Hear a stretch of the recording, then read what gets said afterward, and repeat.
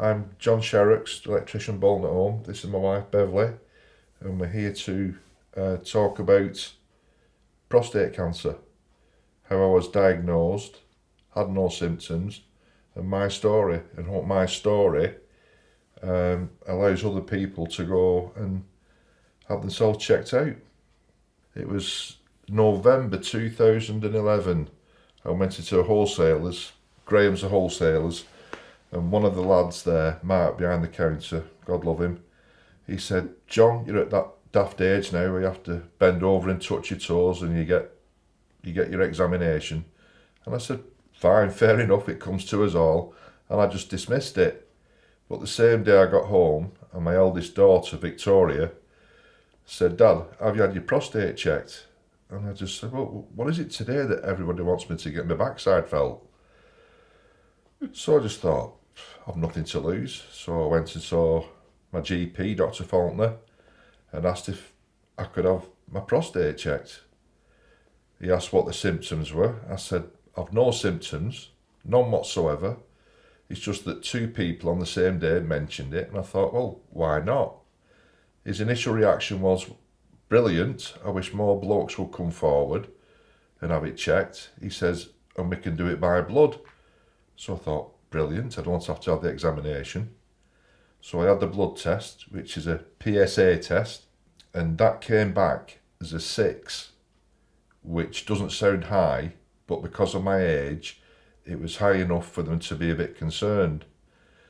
So then he gave me an internal examination, couldn't feel anything untoward, so referred me to the hospital. The doctor at the hospital examined me. He couldn't feel anything. He said it's slightly enlarged, but doesn't feel anything untoward. So I did that, came back, the blood test came back the same again. So then I had to go for the biopsies. Not pleasant. I won't lie. They take 12 samples, 6 either side of your prostate. Yeah, it was uncomfortable. Yes, I fainted. Came back for the results, and the nurse called us through, and Beverly's with me all the time. I sat down and the nurse was there, and I just said, "Oh God, I hope I don't have to do that again." But Beverly had noticed it was a Macmillan badge, and I hadn't. Mr. Pantolinas came in and he said,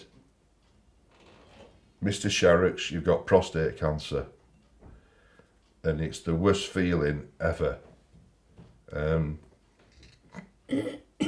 It's just like the advertisement on TV when the husband and wife are sat in the doctor's room waiting for the decision to be made. It was exactly like that. That's how we can relate to it.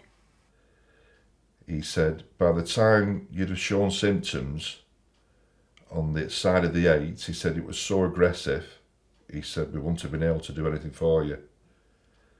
All I could think about was, I didn't think about my wife, I didn't think about my daughters, it was my grandson. He's not going to have a granddad, because you think the worst. He's mentioned cancer, you link it straight to, yeah, I'm going to die. From the beginning, as John was going through his treatment, we've been very open and honest with everyone, and talked about it.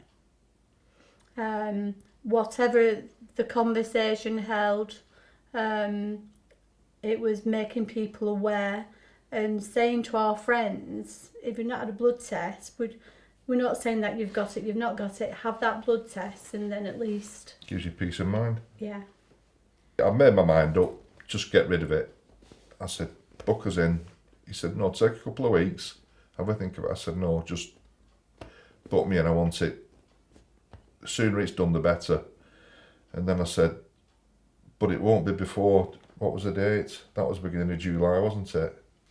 Or was it in June? Yes, we went to that concert, Yeah, didn't we? I said, "You can't do it at such and such a date in June." He says, "Why not?" I said, "Because the Stone Roses had just got back together." And we went, so I said, "I need to go and see that first before." And he just laughed and he just said, "Yeah, it's not a problem."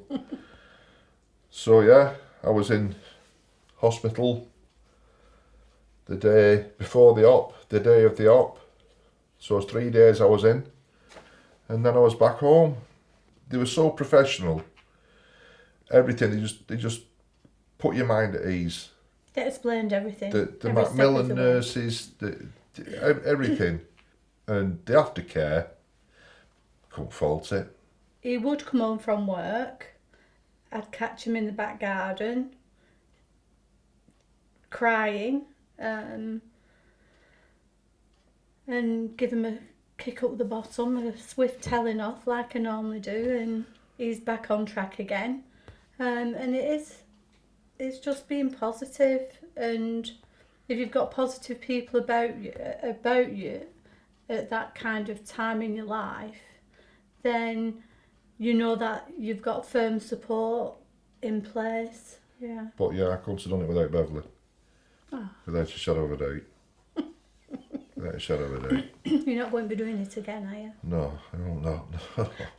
No, I hope my hospital days are over. Side effects. Yeah, I can't get an erection. I've tried everything. Injections, Viagra, Cialis, pump, sand and cement. Just doesn't work. But that's the side that I suppose in some ways it makes me feel less of a man, but on the flip side, I'm still here. So it's a small price to pay. Might be a big issue for some people, but on the bigger context of it, I'm still breathing. I'm still here. And I know, sorry, but it's just one of those things.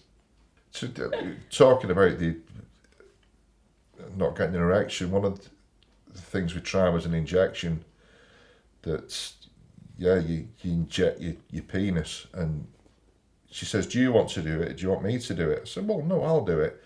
Gave this injection, and she said, what do you want to do now? She said, I'll go make you a cup of coffee. She said, go for a walk up and down the corridors because it works quicker. And I'm just thinking, what do you mean it works quicker? I'm thinking, I'm going to walking up and down the corridor, and if it works, I'm going to be walking up and down the corridor with it. And you sat there, and you've got a nurse manhandling your bits, and your wife sat there. You're thinking, what's going on? You know, it's day in day out they're dealing with it, and it's so strange for you. But after the first couple of visits, it was just. You look forward to it. Well, yeah. She pulled me through it. My little swamp duck here. And, the rest they say is history. Talking, keeping those conversations going. Because even though the operation took place and we were on an even keel, John still had to go back. He still had to have the blood test every 3 months, then it's 6 months. And I could see a change in John's attitude, where he'd have the blood test and he'd be worried. All the time he'd be worried. And it's about, even though I knew it, he could be really awful with someone outside of the family, but they didn't realise he was now waiting for his results to come back again. Don't be afraid. If there is anything there, the sooner the doctors can diagnose, the better. Yeah, that's definite. Definitely. There's some doctors though, because friends who I spoke to, that they've gone to their doctor and they said, how old are you? And they said 50. Oh, you're too young, you don't need it. Insist. It's something that they can do. My doctor, our doctor's brilliant. From start to finish, couldn't support me enough. Absolutely superb. When the consultant said, if you hadn't gone for the test, by the time you'd have shown symptoms, we couldn't have done anything for you. And that sort of, yeah, it just brings it home. If you hadn't gone for the test, I won't be sat here talking to you now. That's the top and bottom of it.